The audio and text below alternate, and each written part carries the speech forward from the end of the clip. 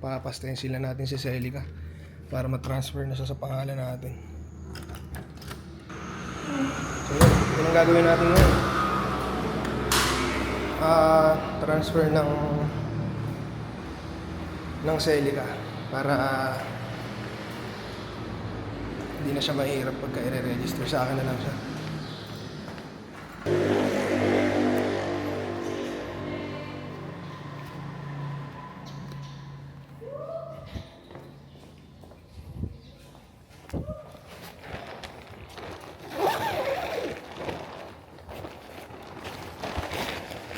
Ano?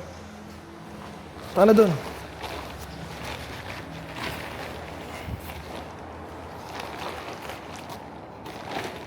Hatiin natin to sa dalawa para madaling ibalik mamaya.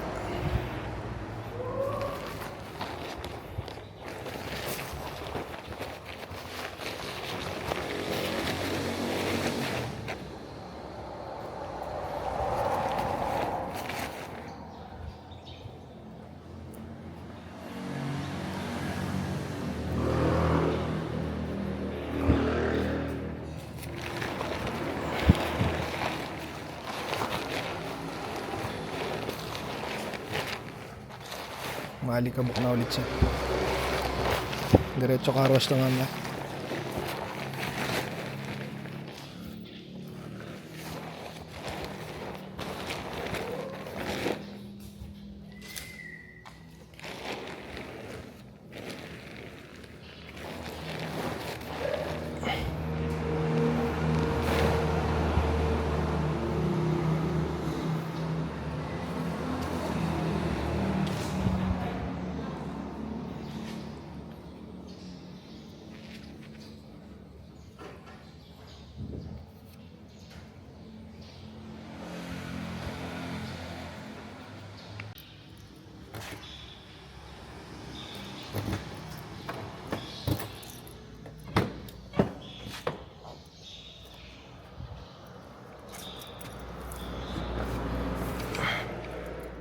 Full start ulit.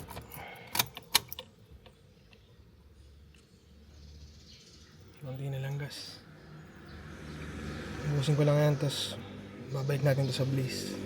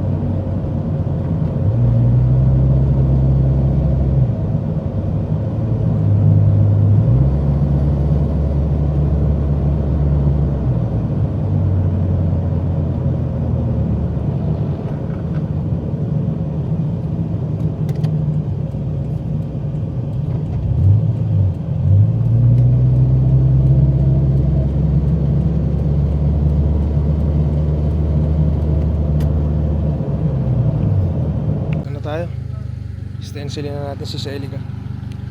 LTO Candelaria. Okay dito, ang luwag. So ngayon tapos na tayo magpa-stencil, yan yung papeles natin. May stencil na tayo. Okay na. Meron na tayong stencil. So kailangan natin magpa-HPG sunod. Baka sa Manila na natin gawin yun. Hindi na natin mapapakita yung mga gagawin natin. Kailangan natin kasi siyang mapatransfer na sa pangalan natin. Kasi syempre ngayon kailangan na talagang ilipat yung mga sasakyan mo sa pangalan mo mismo. Kung gagamitin mo ng pang matagalan. Ganun lang. Hindi lang yun. Yun lang yung vlog natin ngayon. Tapos magkakape siguro tayo ngayon. Meron akong biniling sa 7-Eleven yun. Onigiri. Tsaka isang gatas ba yun? O chocolate. Pero bili tayo ng kape sa mga madadaanan nating coffee shop. So let's go.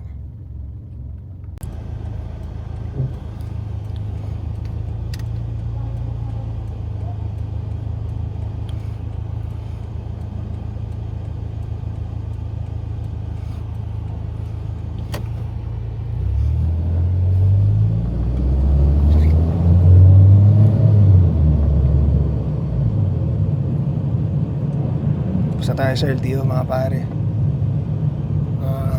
Uwi na tayo, kaya magkakahanap tayo ng coffee shop kung may madaanan tayo. Para at least nakagawa tayo ngayon. Yung patrol nga pala, iniwanan ko siya dun sa mechanic natin para mapalitan na siya ng fan belt. Kasi ang tagal niyang na-stock, siguro almost 1 year and a half. Naka-standby lang siya, hindi siya nagagamit. Nabubuhay siya isang beses lang siguro sa isang buwan. Hindi ko nga siya nabuhay nun eh. Kaya medyo may mga nagka-problema na, kaya kailangan siyang i-check ulit kung okay pa yung mga parts niya. So yun, uwi na muna tayo ngayon. Kung dadaanan lang natin yung parts natin kay Kajo.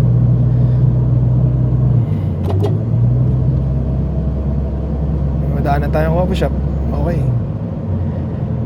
Ang bait ng mga tao nga pala sa LTO Candelaria. Nakakatawa sila. Kasi approachable sila. Hindi sila yung mga kadalasan nakikita natin na hindi syempre sa sobrang busy nila, hindi na sila mapapansin yung iba. So sila naman tanatanungin ka agad nila kung anong kailangan mo. Kaya sa tingin ko ito na yung isa, kasi bago lang yung LTO Candelaria. Okay yung nila, processing nila. Okay yung sistema nila doon. Yun lang. Kaya sa mga taga dito sa amin, okay magpa-rehistro sa Candelaria. Tsaka konti lang yung nagpapa-rehistro doon. Simpleng-simple yung process nila. Ang bilis ng process. Yun lang.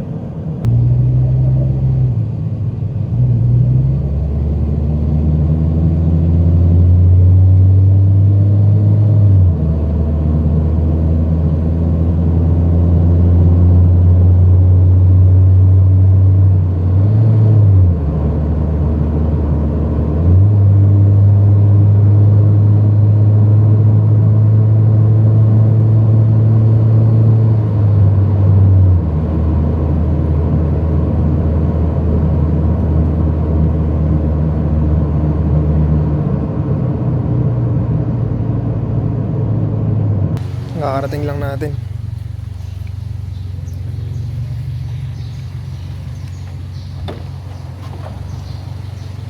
Hintayin lang natin itong mga papers ulit. Yun nga pala yung mga papalitan natin sa patrol. Mga fan belt. Yan o, sobrang luma na nun. 4 lahat. Ngayon, cut muna tayo sa taas.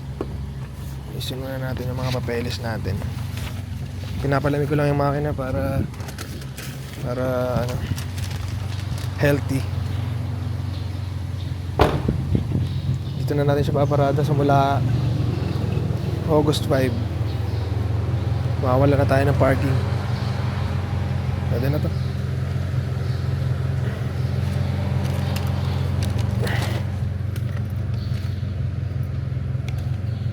Low fuel na. Mamaya natin kargahan to. Medyo malayo kasi yung gas station dito eh. Kaya hirap kami magpakarga. Palamigin lang natin siya. Mana na natin na nakabukas yung ano, hood niya. Let's go.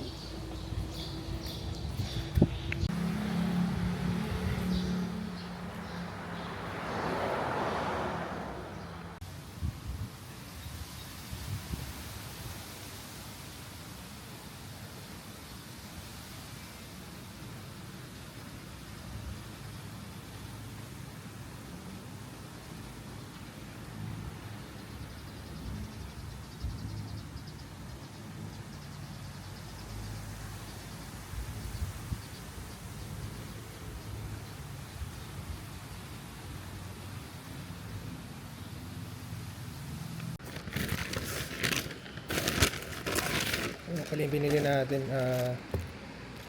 Tuna mayo na onigiri.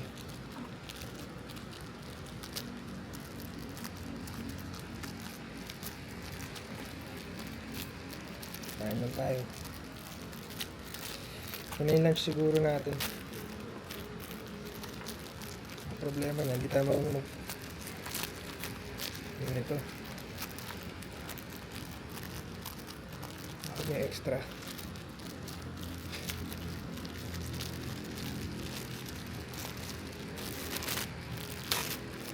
You know. Diba okay? Tayo yung mag-wrap. Check nyo na nyo. Okay na to.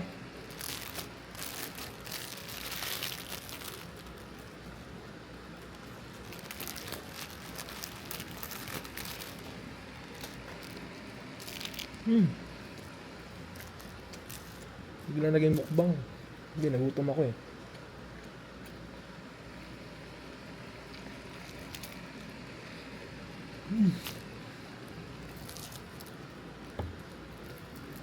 Kaulati ba to?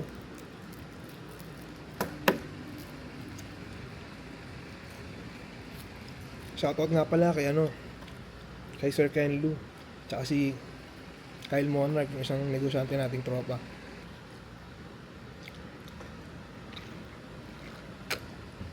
Si Ken Lu tsaka si Kyle, isa sa mga big tent ng tropa.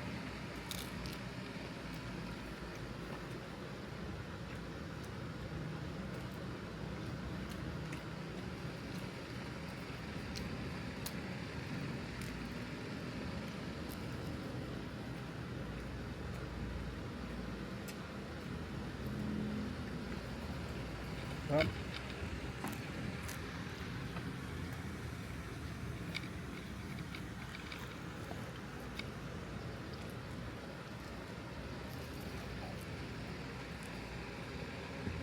Bago tayo malis, tapusin muna natin yung pagkain natin kasi makakalawa tayo sa sakyan. Kailangan busog tayo. The best talaga dito sa probinsya.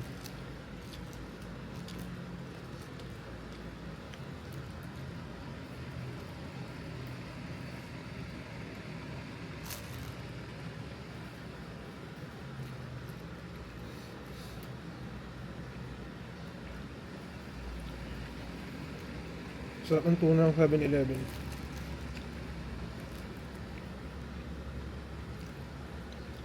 Tapos may ganito ka.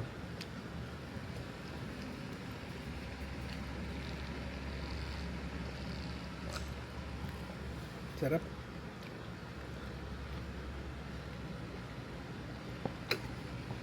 Sarap. One bite, last bite.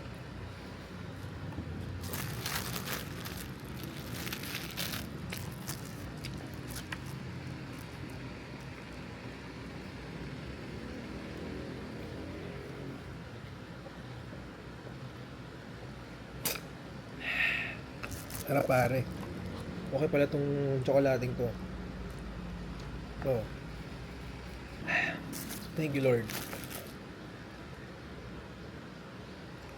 Ang ulam dito. Sana to. Sana sinaing na isda. Yun lang. Tapos kaldo. Lugaw. Kala ko isda.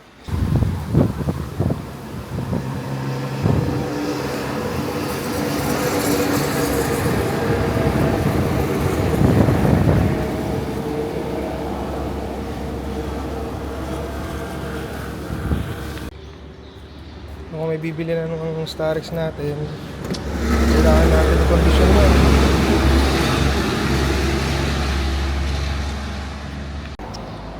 Ito naman gagamitin natin ngayon, si Subaru muna. Pambiling pyesa lang para mabilis.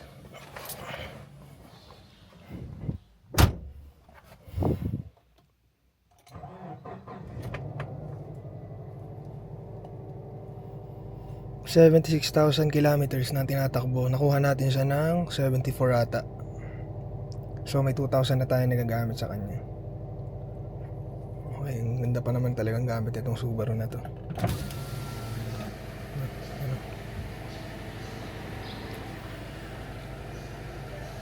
Bili lang tayo ng fan belt lang to. Basic lang to.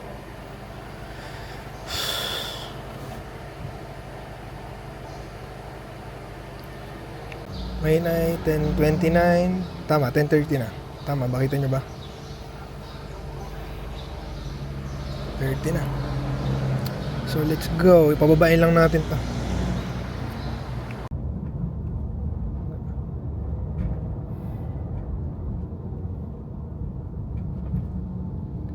Ang dami nating lakad ah. Parang nakakailan labas na ako. Feeling ko lang na parang nakakailan labas na ako. Labig na aircon nito ngayon ah. Yun lang. Kakain nata ng lugaw to.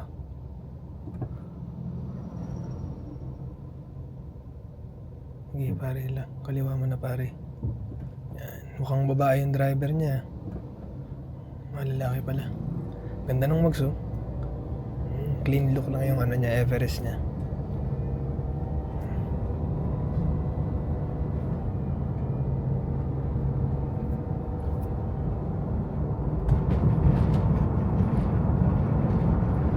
Gaano katulin tong Forester na turbo.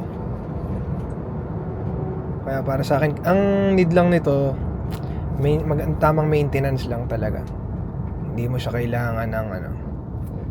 Hindi naman siya araw-araw nasisira, hindi katulad ng iba. Kailangan mo lang maintain yung kadalasan, siyempre sa suspension, hindi maiiwasan. Magkakaroon talaga ng wear and tear doon. Pero hanggat inaalagaan mo siya, hindi naman masyado ito nagagamit. Yan, hindi mo siya mararamdaman na ano. Tulad nito, sisilip ka ng ganyan, yan. Matawin mo na yan.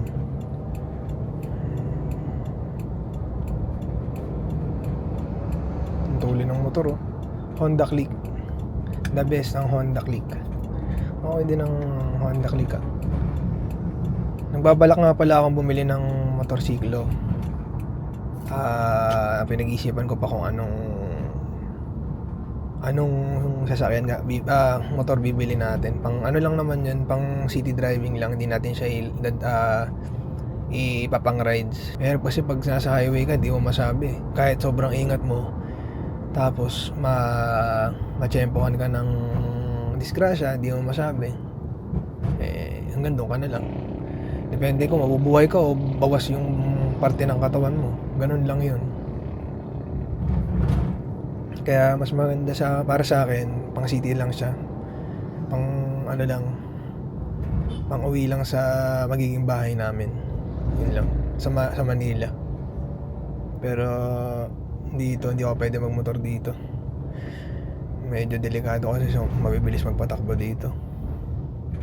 So, hintayin na lang natin mamaya. Bibili lang ako ng pyesa, tapos tapusin na natin yung vlog na to.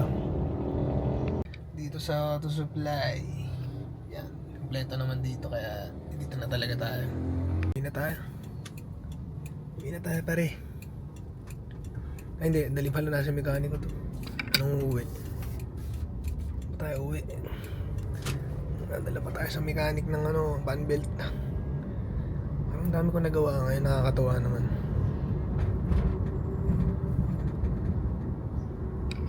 Dala-dala na natin sa tropang mekaniko yung patrol. Ay yung mga fan belt, so uwi na tayo ulit. Ganun naman yung gagawin natin ngayon. Mga simple lang naman. And ano pa bang gagawin natin ngayon?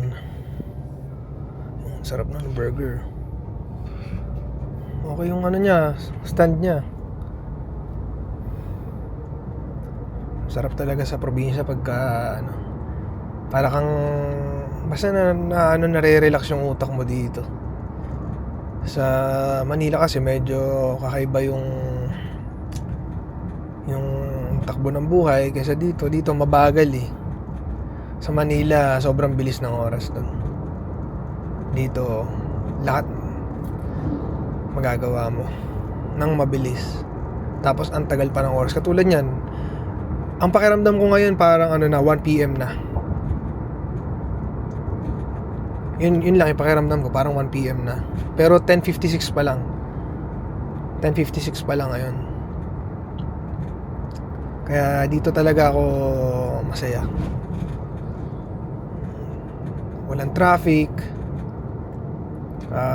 Nagagawa mo lahat ng gusto mo. Yung unang-una sa Manila, yung nakaka-off sa Manila yung yung traffic doon. Yun yung ayaw ko talaga.